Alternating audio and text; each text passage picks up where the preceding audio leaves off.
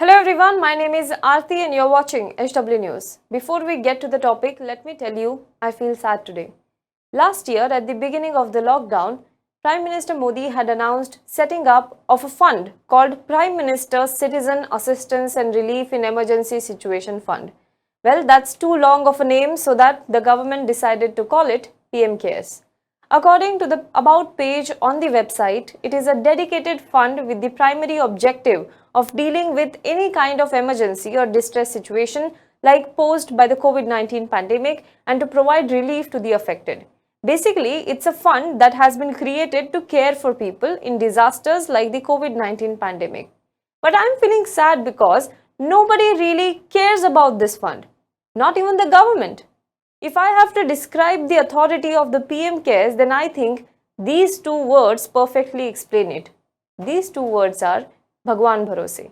Yes, the PM cares fund, which has collected thousands of crores of rupees through the way of public donation, is now Bhagwan Bharose. Why am I saying this? Because the government of India, who we thought is responsible for the PM cares money, has told the Delhi High Court that the trust's fund is not a fund of the government of India. What exactly is happening with the PM Cares Fund then?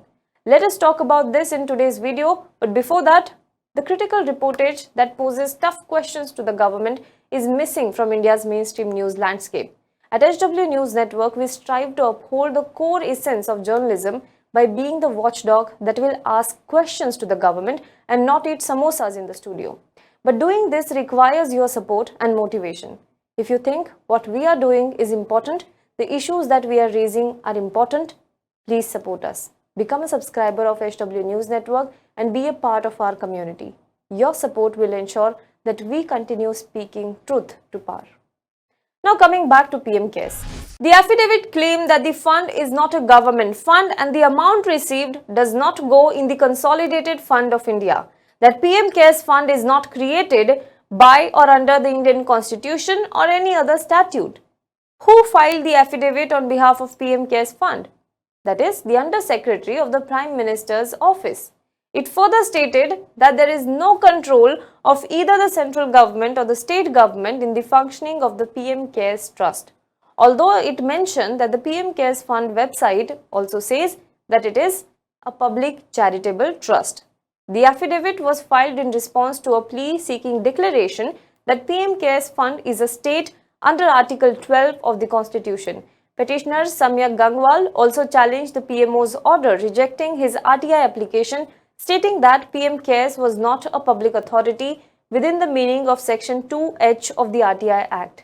In its reply, the PM Cares Fund has objected to the maintainability of the petition, stating that alternative statutory remedies are available to the petitioner under the RTI Act 2005. Now, I have explained what exactly is public authority under the RTI Act in an earlier video. You can check it out in the description box below. Moving on, the affidavit made following points. Point number 1, that PM Cares Fund comprises of voluntary donations made by individuals and institutions and it is not a part of business or function of the central government in any manner.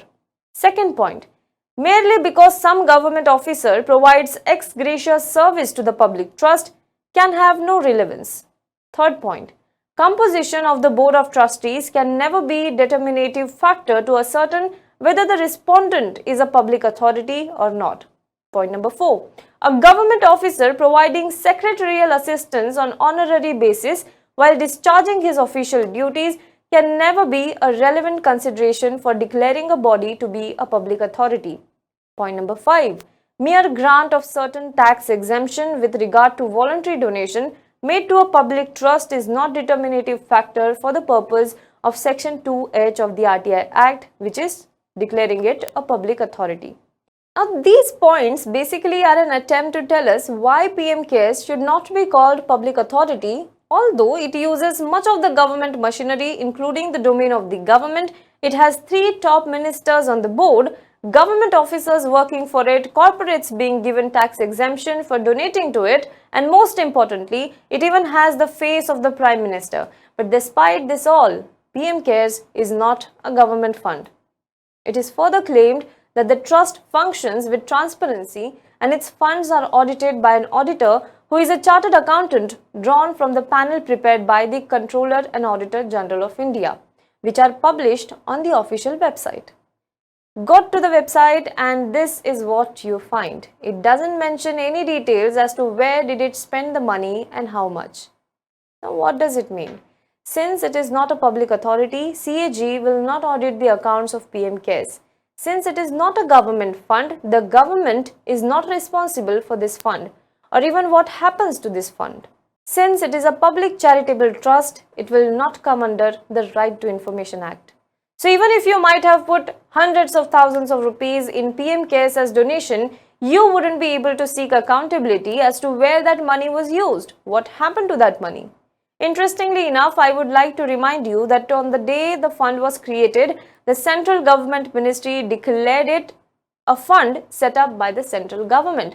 File notings accessed by RTI activists show that Ministry of Corporate Affairs had in fact declared that the fund was set up by the central government on the day the fund was created.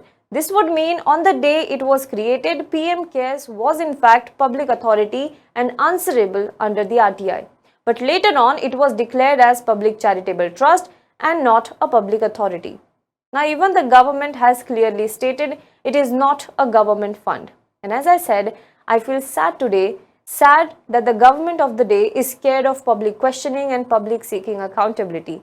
Sad that to escape RTI, a fund to which lakhs of people have donated has been declared not a government fund. Do let us know what you think about this in the comment box below. For more news and updates, you can log on to www.hwnews.in. And if you haven't already, please do subscribe to our YouTube channel. If you're watching this on Facebook, please do like our page. Thank you so much.